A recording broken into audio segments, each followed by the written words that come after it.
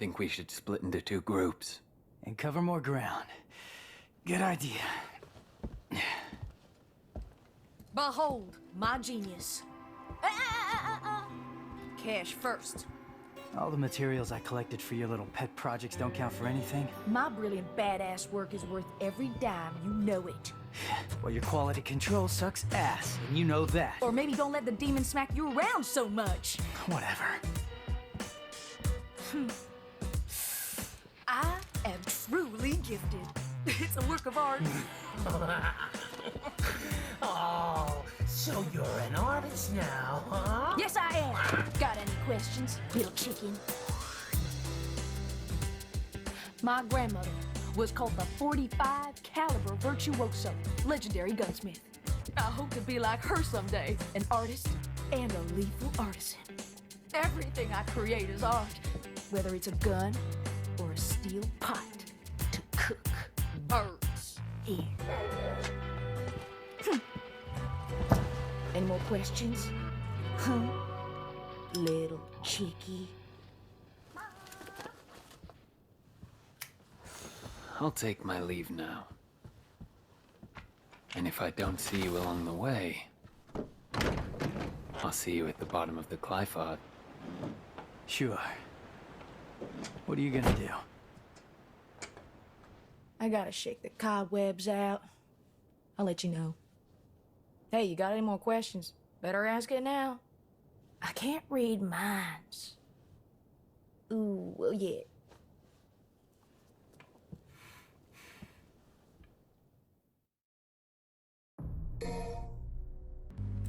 Welcome back to part 3 of Devil May Cry 5, where today we've got a bunch of Clyforth routes to clear out before we can start heading towards that main tree off in the distance.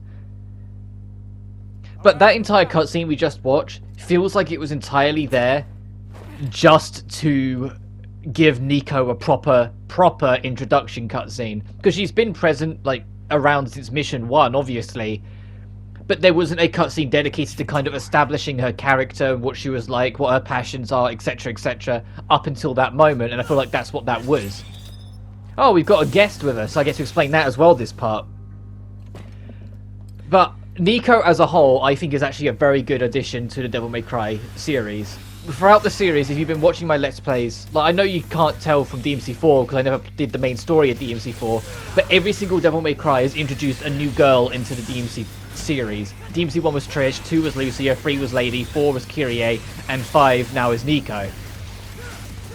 Nico, in terms of personality, I think she's the best one because she's got the cheeky attitude that is so fitting for it, but it's of someone that's clearly way over her head. Like, you'll notice it more as it goes on, like little crazy things. Like, she will pretend like she 100% knows what she's up to and what she's doing. But if you pay attention to the smaller details, she doesn't have a fucking clue what's going on, and she's just kind of trying to roll with it and pretend that she knows what's going on, and she's A-okay and just like kind of just grooving it all out. And I think it makes her an extremely charming character. I know not everyone was on board with her like when the game was first announced, but now the game's been out for like 2 years now, and we've had time to just kind of see the entirety of her character and what she's like. I think she's a fine addition. I genuinely think the weakest girl of the series is Kyrie, because she's just there to be rescued by Nero and then be Nero's girlfriend that's just off-screen for the whole of DMC5. But they never made a Kyrie model, and so they just made her an off-screen voice every now and then. And I know you're already sitting there going, but hang on, maybe about Lucia. No, what let Lucia down was the game, not the character. I think as a character, she was a very interesting individual, of where she was an artificial demon and she didn't know her place. Oh, that was cool. I didn't mean to do that. I didn't realise the other guy was shooting at me. Oh, I'll take that. That was wicked. Oh, that was that was enough to completely throw off my concentration. That was amazing. Oh, yeah, but Lucia, her problem was that it was the game and the writing, but her being an artificial demon made to kind of be like this machine replicant thing that eventually found her humanity. Yeah, it's not a new story, but for Devil May Cry, it was interesting enough, and I really wanted to see if they would ever do more with them. One of my hopes, way back in that Devil May Cry 2 Let's Play, where I talked about what I wanted from a DMC5 if it ever happens, like a month before it was announced, I think I mentioned that I would love to see them go back and try and touch upon Lucia to actually give her something. To give her a proper story, to make her integrated, to completely reinvent the wheel with her character. Because I genuinely think there's a shit ton of potential with her character that they could use and make something really fun out of, that I just don't think... Like, looking back now, I don't think Capcom, or at least Itsuno's team, are prepared to risk going back to, because Devil May Cry 2 by nature has so much negativity surrounding it that trying to take something from it and turn it into a good thing, I think would just harm publicity too much on a general level. People would go, oh, it's that girl from that Devil May Cry game. Ugh. Which is why throughout the whole of DMC5, they reference every single Devil May Cry but 2. 2 is just thrown in the corner and forgotten about. Which is, as much as I genuinely don't like 2, I wouldn't have done that in their shoes. I would have gone out of my way to try and acknowledge it and kind of, not necessarily like try and say, oh, remember this game, yada yada, but try and show that like you've learned from it and moved on from it on a more spiritual level, not just a, hey, remember how DMC3 completely threw 2 out the window kind of thing. Like, I would have loved them to have, like, taken the risk of referencing 2 and just having Lucia be involved in some way, because she's around. The last time we saw her, she was looking for Dante at the end of 2 after we went to the Demon Realm. And I know the timeline, the order of the timeline's been rearranged since then, because back before 5 was out, the order and timeline was 3, 1, 4, 2. 2 was thrown at the very end of the timeline because they didn't know where to continue from it. So it was always just there. But with 5, they deliberately rearranged things and it made it 3, 1, 2, 4. They said that instead of making 4 based before 2, they made it based after 2 now instead. The intention being that then they didn't have to answer it, because then you could just tell yourself, oh, Dante found a way out of the Demon Realm at the end of 2 anyway. Even if it meant Lucia not being in 4 suddenly made less sense, because it happened after 2, so he would have at least met her at least once, right? And so with 5 being now the true end of the timeline, like the very last one, it was another opportunity for them to try and do anything with her, and they just didn't. Like, I know this is turning into like shipping or like whatever you call it, but I genuinely feel like Lucia should have been in to actually give Dante a real love interest for the first time in the series, not whatever the hell they were trying to, like, oh, his name's in my mind, the director of DMC1, Kamiya. I probably said his name wrong, but that's the Bayonetta dude as well. The wacky dude will block everyone guy, you know what I mean. But anyway, like whatever he was trying to do with DMC1 was to sort of weird romance with the demon designed to look like his mother, Trish. I didn't make any sense, but Lucia being another demon-like being who doesn't know their purpose in life, like Dante was, especially in 3 with his whole half-human, half-demon side and whatnot. It always just felt like a natural fit that those two would end up just clicking together, because let's be honest, the relationship between Lady and Dante isn't a romantic one. It's 2 friends that kind of sort of love-hate each other, because they're just 2 friends that kind of bully the shit out of each other. That's the kind of friendship I get out of them, nothing more. And I'm not saying there has to be a love story or anything like that. Then not every game needs one, and not every story needs one. Some stories do perfectly fine without ever having to do that. I'm just saying, if there's ever another Devil May Cry game based further in the future, I really wouldn't be surprised if they backseat Dante a bit more. And I think the easiest way to backseat him is to settle him down with someone. And Lucio, I just think, would be an easy fit. Like, I've talked about... Well, actually, I don't know if I've ever talked about it, but I've talked about it with friends, like, off-camera a few times. About kind of my dream of... If they did, like... Devil May Cry Next Generation sort of thing, like if they did like the Kids of Sparta, like keep Nero around as almost like a mentor figure as he gets older to kind of pass the torch, because Dante's very much a mentor figure to Nero throughout 4 and later on in 5, despite their grievances. But I've lost my train of thought now. But I feel like Nero should be a mentor figure to like maybe Dante's kids. Like, say Dante has a son or daughter. Personally, I'd prefer if he had a daughter, because I think just, you know, spice it up. Instead of making the next Devil May Cry girl just another side character, make the next Devil May Cry girl that shows up in a game, literally one of the main characters or something, and make her moveset like a middle ground between Dante's antics and some of Lucia's stuff. That is assuming it goes that way. They could go a million other ways with it, but I'm just playing devil's advocate a lot with this. As we enter the only real fight, like that's a new encounter that has unique fat battle music. It happens like once per game where there's like a unique fight that has like a one-off track that plays for it, and this is that one. But they don't really do it again. They have missions that have unique battle themes, but no like single encounters. And I kind of miss it because I feel like it adds more like diversity to a lot of it. Like in DMC4, when you first go against the Angelos and it plays that theme, and then when you go up against them again, like just outside like the Central Palace, it plays it again. I think that's when it plays it. And it's like a really cool theme, but you just don't hear it anywhere else. But I liked the fact that it was just a one-off track that just played like fighting that specific enemy. It be instead of it always just being Time Has Come. But it's like the only real instance that they do that. But yeah, I'd love to kind of make like a cross-speed middle of the road moveset, because then you've got still that almost that beginner side of it where it's not the entirety of Dante right up the door of the everything including the kitchen sink approach that he is to help get new players in. But then obviously you don't completely get rid of Dante, it's just you allow him to be a latter character again like they've done with 4 and 5.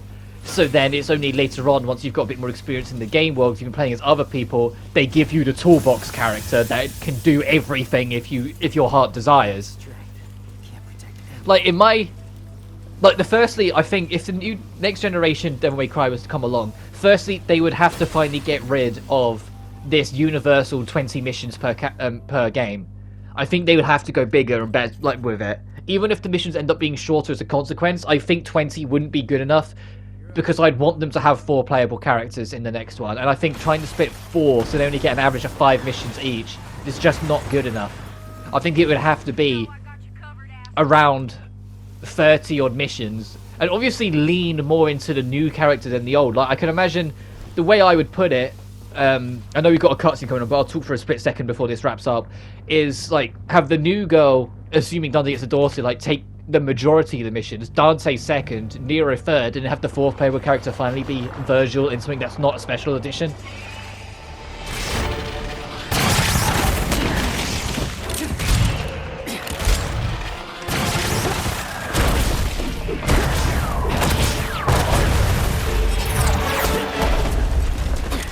What? No chit-chat or monologue? Just getting right to the point, huh?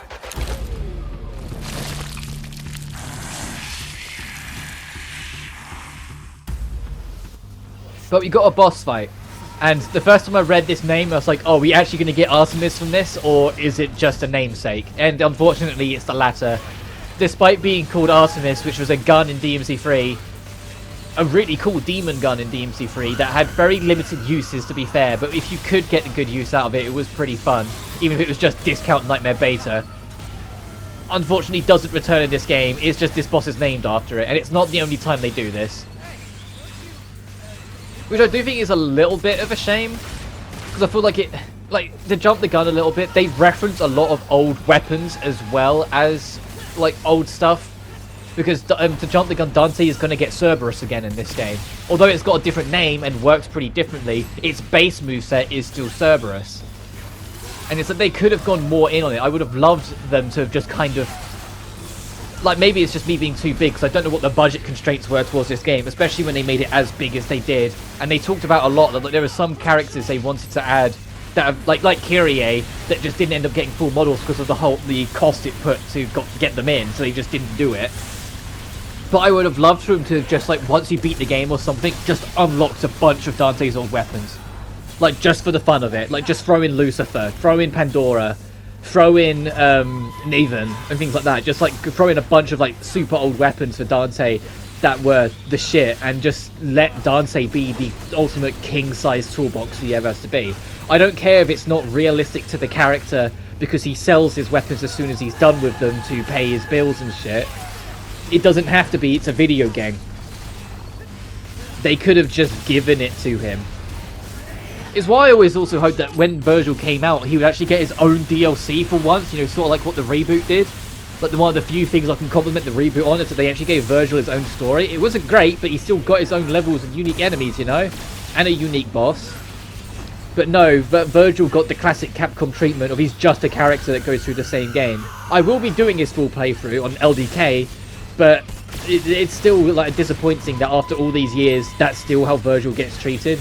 Like, this ultimate overpowered final boss character you can actually play as still just gets treated as second bananas in terms of attention. Like, he gets the really cool moveset, gets the really detailed extra mechanics and stuff, but never gets any unique levels to really let that flow. He just gets the main game again and you have to try and make it work. And it's just like, they have an opportunity to really do something with that and they just never do. But Artemis, I should probably talk about this boss more. Its entire premise is trying to make as much distance from you as humanly possible, so don't let it. If it can make distance, it will do a lot of ranged stuff, like this giant laser beam here. And every now and then it will start doing like this supercharged attack where it will charge up energy and like full-on dive at you. If you have the Devil Bringer or the Devil Breaker equipped, or the Buster I think it's called, you can catch it, but it's not worth it on DMD. If you fuck up the timing for it, it will nuke you. The damage it does for like slightly being off on the timing is insane, and it comes at you very fast. And to jump the gun, there's a boss later on that does the same thing, that I genuinely think has a much more generous hitbox of getting the catch. Whilst Artemis, it feels like the hitbox is a lot harsher to catch the thing, and it's a lot easier for you to just get snagged. But this boss fight actually argues easier than Goliath, the one before it, because its entire thing is that it's just trying to make distance from you all the time. So if you're good at making that distance, like Nero can, it's not that bad.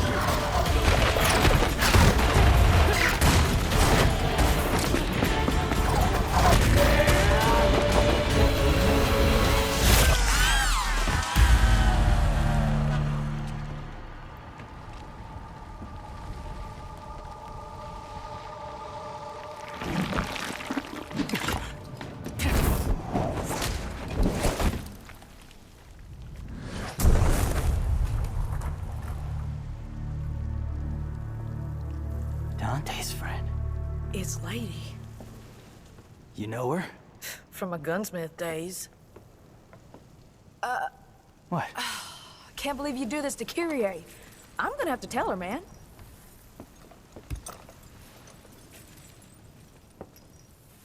I'm joking. Hey, loosen up your jockstrap. Haha. Don't do anything I wouldn't do. Chicka bow wow, chicka bow wow. Yeah. Kyrie would kill me right now.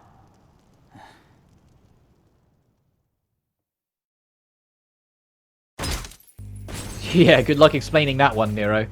Oh, that's a definite S rank. We've got S in the normal encounters. Both of them were over 6,000. Oh, look at that. 8,240. Remember these numbers when we get to mission 10, 12, and 18. Please.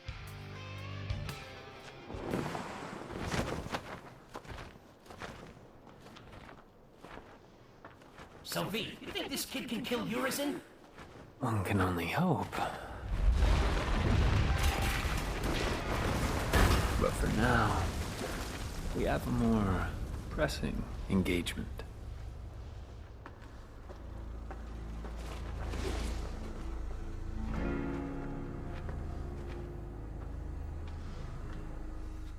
But now it's time for our character swap. We are now... Oh god, you can tell the last... I don't like playing as V if it went to default to Super V.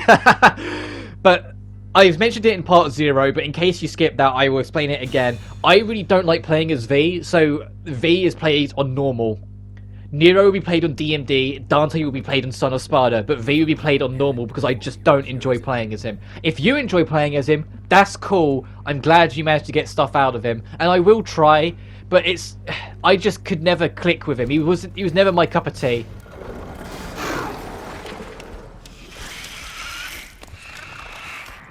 Oh, genius says be careful. Yeah, no shit, Shirley. Ain't that right, V? I mean, you are fragile at the moment. Wouldn't take much to wipe you out in a sticky situation. I'm just saying that running away is okay. It's always okay to run away if you're not up for it. He who desires but act not breeds pestilence. So it is written. Okay, Shakespeare. Just remember this. You and I like to exist, so get rid of those demons quick, cause killing them ain't my stick. I got your back. Cause dying is whack. But I do want to give compliments to who became my favourite new character in Devil May Cry 5, and that is Griffin. A cheeky as hell little shit. There is no other way of putting it. He's just a little menace, but I genuinely find him funny. There's a lot of moments where he just says really arsey stuff, and I'm like, wow, you little monster, and I just laugh. And it also, to sour the tone a little bit, admittedly, I want to take an opportunity to pay my respects a little to his voice actor, Brad Venable, who unfortunately passed away January the 7th, 2021. And I've known a lot of his work, but he's someone that, even if you didn't know of his work, he was rooting for you. And I think that's something of why, when he unfortunately passed away, it was almost like a whole day of silence in the voice acting committee on Twitter. Like, everyone just posted like flowers and things like roses and things like that. Like, everyone just shut up for the day because Brad fought for everyone. And when you look at all the messages that you'd send to people, you look at how he was in the industry, how he was to like friends and strangers alike. He was a genuine gift to the planet. He was one of the kindest and most genuinely giving souls out there. And that sort of love in a person that's so uncompromisable without asking anything in return, like a real pay it forward kind of hero, is someone that when they're gone you miss for an eternity, even if you didn't know them. And so I do want to have that point of saying, like, rest in peace, my man, because you are a legend of your own merit, and you brought to life some amazing characters, as well as being an amazing friend to everyone who knew you, even if I personally never knew you. Brad Venable. The voice of Griffin. He was the voice of Detective Pikachu in the Detective Pikachu game, not the film, because that was Ryan Reynolds, as long as a shit ton of other stuff. But if I went into his portfolio, we'd be here all day. But I would be kicking myself if I didn't at least bring up Brad Venable at least once during this, because he's such a legend and he's such a genuinely beloved soul that even if you didn't know him, he was one of those people who had love for you anyway. He was genuinely just that kind of person. He loved the world, he loved people, and he always just wanted to help. But going back to talking about the game and on a lighter tone, it's time to talk about one of the biggest new additions to Devil May Cry outside of this playable character that is kind of controversial because it wasn't handled the way anyone felt it should have been. And that this game has got pseudo co-op.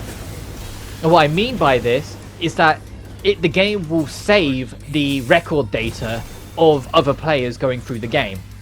You noticed earlier in Nero's mission that it came up saying starring, and it was like another gamer tag. That's because someone else who did V's side of the story, it was replaying their data. And that's how that works, basically. It's just, but you don't get proper co-op, with the sole exception of one real mission. Like, I say that mission 7, the jump the gun, technically has co-op. If you start the mission at the same time as someone else does, it will line up. But that's very rare, so you'll almost always get what we're getting now, where it just says starring the DMC crew. Where if it can't get another player's data for whatever reason, it will just play like the built-in data. But because it's a special edition and it reset everyone, most people aren't playing the main campaign, they've just played Virgil and we're done with it. Which is why you're going to see just starring the DMC crew a hell of a lot, especially on the earlier difficulties. If you're playing on Special Edition and you're on Son of Sparda or DMD, you'll see it pop up more often. Like we did with Nero, we saw a gamer tag. Because most people just do the whole run of Virgil and then just do like one playthrough to get the super characters on DMD. Assuming they don't just buy them, because that is something you can do. And it's something that's been available to do since 4 Special Edition. And it's not something I really agree with. Like, I don't know, like, I understand, and to an extent I can agree with it, because it's a way of people who, especially trophy and achievement hunters, who don't want to learn all the technicalities of the game, giving them a free ticket, well, a paid ticket, to get easier ways to get through a lot of the game. Especially if it's like stuff that's like really ridiculous requirements, like, you know, beating the game on the hardest difficulty. Making a way that you can just get a ticket out is, yeah, it's the same thing that I can kind of agree with it in the modern Resident Evils, where you can buy the stuff that's usually a reward for, like, say, speedrun challenges. As someone who's not a speedrunner, I appreciate that option. But at the same time, it's still a bit like, you could work super hard for it, or you could just buy it now. Like, it's still got that vibe with it to me, so I always have, like, this mixed feeling of I can kind of understand and kind of agree, but in the pits of my heart, I'm still kind of, with it. Like, I won't judge you. Like, if you buy it, I'm just like, yeah, sure, you bought it, whatever. Like, I can understand why you would. I just have that kind of weird middle-of-the-ground mixed feeling about it. But yeah, this game doesn't have true co-op. Like, in Mission 13, to really jump the gun, that's the only mission where if you go on the mission when another player is on it, it will link you up to someone. And it's kind of weird about how it handles it. Like, if you go in on DMD and the only other player it can find is on Son of Sparta, it will just put you on the Son of Sparta difficulty, but the game will register it as DMD. So you can kind of cheat it out. And I know this because it's happened to me almost every time. Which is why when I get to recording Mission 13, I'll be turning off the ability to do proper co-op. Like, I keep record data, but I'll be turning off proper co-ops and it can only be on DMD. Because it does and will just link you to someone on the lower difficulty when you go to click in. And even though you'll get the S rank per se, and it will go on the DMD save, you'll notice not a single enemy devil triggers. Because it's put you on Son of Sparta because that was the closest player, sort of thing. And most players, when they're doing any kind of training on this game, Son of Sparta is the go-to difficulty. And it still is for me, to be fair. The only reason I play Nero on DMD is because Son of Sparta got too easy for me when I'm going through the main game. But if I'm just fucking around in training and wanting to try out new techniques, I will still swap it to Son of Sparta to try it out. Because enemies have more health, but not too much. They have, they don't have Devil Trigger, so they won't just bitch smack you for no good reason. So their health, especially the bosses, is a bit more reasonable because they don't get tanked out in the last third. And just in general, it's just a nice, smoother pace that's better than going through on normal because enemies die way too quickly on normal. But there is an alternate route you can go through this entire section to get not only a second Clyforth, but break through to skip a bunch of enemies. Which if you're rank hunting, you'll want to do. But the reason why I show you that second Clyforth plant thing that kills roots is there is because you need to find both of them to open up a path that leads to a secret mission if you're going for them. Secret missions are absolutely back in this game. We've already passed 2. There was one in Mission 2 and one in Mission 3. The one in Mission 2, the cutscene shows you where it is because they've changed how they work. It's not just a matter of clicking on the right thing.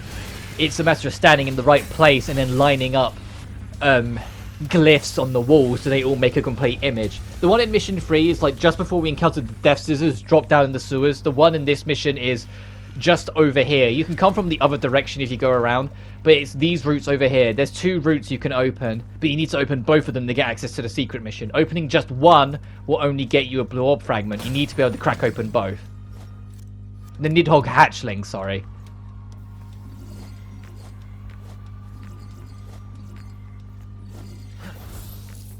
See, it's just here. You can stand on the fire thing and you can see the secret missions there.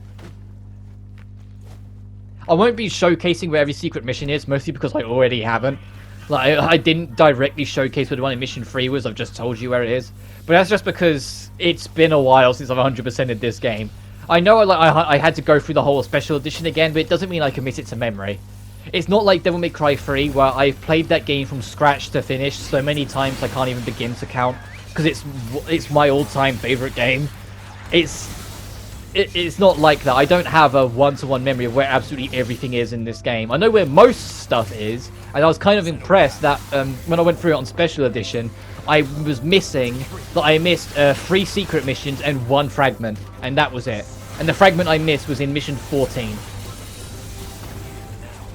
And it's not the one you're probably... Well, it might be the one you're thinking of, because there's 2 fragments in 14. There's one during the gauntlet in the first half, and then there's one just before you finish. It was the one just before you finish that I missed. Because I thought it was only available in a different mission. I thought it was in Mission 16 that it was available. Like a lot of things. Because Mission 16 is a mess to 100%. It really is. If you want to get everything in Mission 16, you basically have to start from scratch 3 times. So you have to go so far in it, get an item, and then immediately reset the mission, and then go a second path, get what you need, reset the mission, go a third path, do the secret mission. Like, it's just... There's no easy way of 100%ing that level, which is probably the other reason why I wasn't going to do an 100% run and like show everything in this game from like a starting file sort of thing, because mission 16 and missions like that just get annoying. Having to do the same mission several times to get everything shouldn't be a thing, because it's forcing replayability when it should feel more natural. Like, when you go to harder difficulties in Devil May Cry games, it's not just for replayability, it's because you want to challenge yourself, you want to see how far you can go, and they reward you with alternate enemy placements to mix up what you're used to in the game design, and eventually, if you can go the full distance and beat the hardest difficulty, give you a superpowered reward like, you know, super characters. Even if we're far gone the days of Super Spada and Super Corrupt Virgil in DMC3, that had all the benefits of normal Devil Trigger, and were super, and were just kind of on drugs while they were at it. But the super characters we get in 4 and 5 are just as powerful, even if they don't give you the health regen anymore. Which is just their way of balancing it, I suppose. Even super characters need some balancing. Even though there's a part of me that kind of wonders why they bother. If you're using super characters, you're not getting a good score anyway, so why balance it? Because if you use a super character, your score is harmed. Like, the multiplier it adds is 0.2.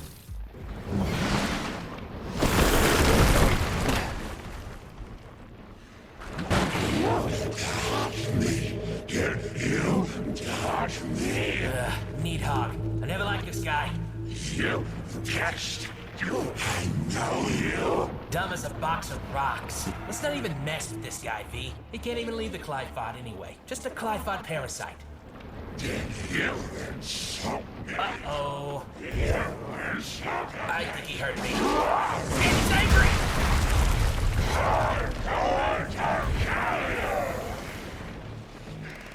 Not in this lifetime. As the air to a bird, or the sea to a fish, so is contempt to the contemptible.